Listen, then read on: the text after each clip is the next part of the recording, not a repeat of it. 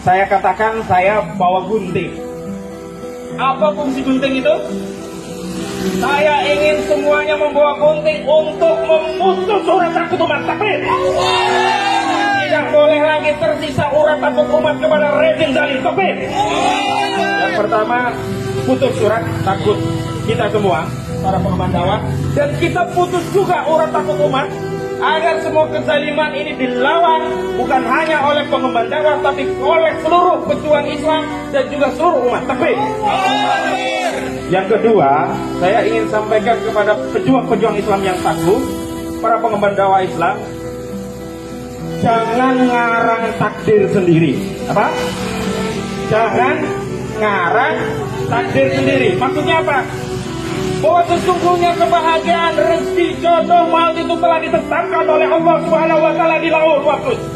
Bahwa tidak mungkin terjadi satu cedera kepada manusia jika itu tidak tanpa atau izin Allah Subhanahu wa taala berlaku terhadapnya. Karena itu tidak boleh ada pengemban dakwah pejuang Islam merasa takut, merasa gentar karena khawatir dengan ketakutan-ketakutan yang tidak berdasar, ngarang takdir sendiri.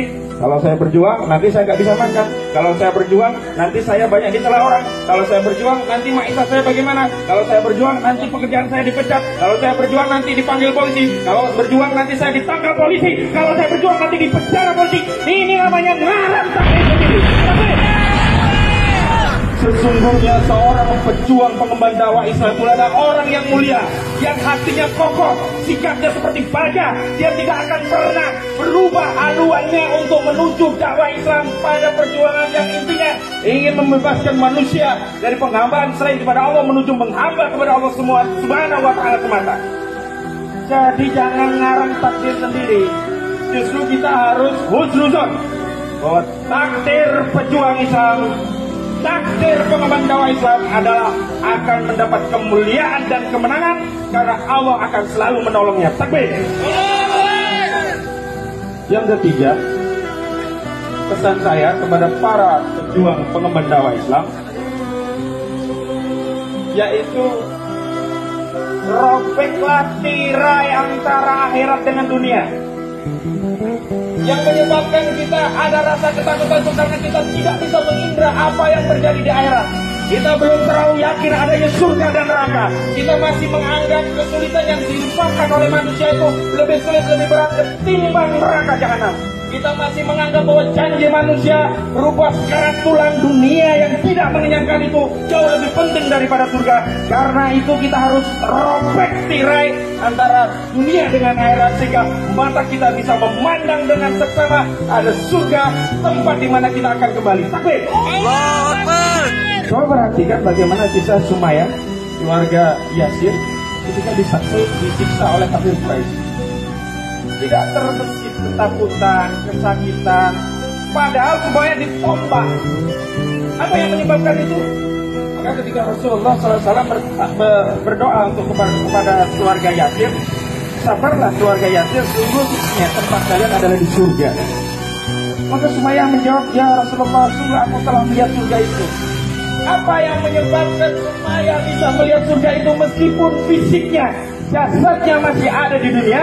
Yakni sudah tidak ada tirai lagi.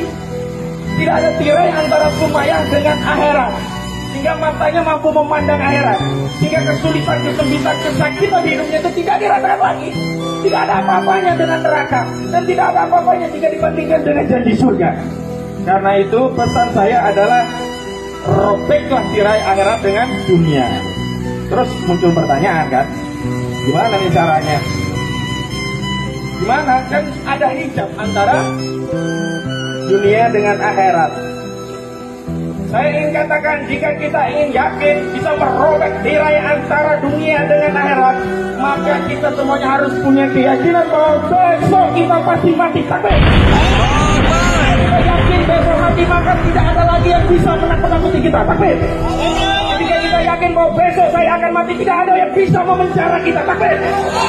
Kita yakin besok kita akan mati, tidak ada lagi yang bisa membuat kita khawatir. Kita cukup ridho Allah yang kita inginkan. Kita tentram dengan akidah yang kita ambang. Kita tetap istiqomah dalam perjuangan. Tapi yang keempat, saya ingin sampaikan pesan penting. Yakni apa? bahwa keberanian tidak akan mendekatkan kepada ajal, sebagaimana ketakutan tidak akan menjauhkan dari ajal. Ajal, rezeki, jodoh itu sudah ditetapkan. Kita takut pada penguasa zalim, enggak panjang umur, kalau mau mati mati aja. Kita berani mau dizalimi seperti apapun tidak bisa.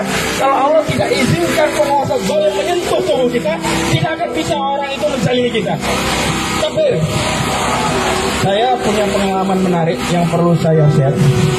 Jadi karena aktivitas LBH Pelita Umat itu concern membela para ulama-ulama yang dizalimi oleh para rezim.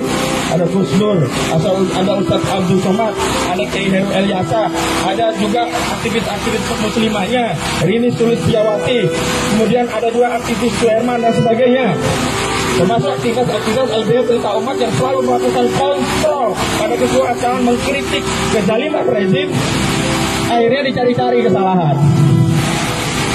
Saya dini hari pukul 2.30 pada Jumat yang lalu ditangkap oleh Mabes Polri dari divisi cyber, pidana cyber Mabes Polri. Saya sudah katakan saya ini advokat penegak hukum, tapi hari ini rezim memang menggunakan alat-alat kekuasaan untuk merepresi semua rakyat, tidak terkecuali para advokat. Tapi qadarullah, jika Allah berkehendak saya tidak ditahan, maka hari ini tidak ditahan. Kalau Allah berkehendak perkara ini akan selesai dan mereka akan ketakutan kalau meneruskan kasus ini, maka itu pula yang akan terjadi. Maka tidak boleh pengemban dakwah itu ciut nyali, tidak boleh. Pengemban dakwah itu harus kokoh, tunjukkan sifat kesatria. Kalian ada para penggawa-penggawa khilafah yang kelak yang dihadapi bukan cuma rezim ece-ece. Lawan kita sebenarnya Amerika, Rusia, Cina, dan mereka juga yang akan kita taklukkan, termasuk kota Roma menunggu-nunggu untuk kita taklukkan. Takbir. Jadi tidak boleh ada yang takut lagi ya, takbir. Tidak boleh ada yang gentar lagi ya, takbir. Cukuplah Allah sebagai penolong kita. Cukuplah Allah yang menenteramkan hati kita. Cukuplah Allah yang kita berikan kepada orang-orang di sekitar kita agar mereka merasa tenang dengan qada Allah, bahagia dalam dakwah, dan tidak pernah mengeluh dalam menghadapi ujian dan tantangan. Demikian dari saya, mudah-mudahan tetap istiqomah dan jangan pernah mundur, terus maju, terus berjuang, terus tegakkan Islam. Takbir. Assalamualaikum warahmatullahi wabarakatuh.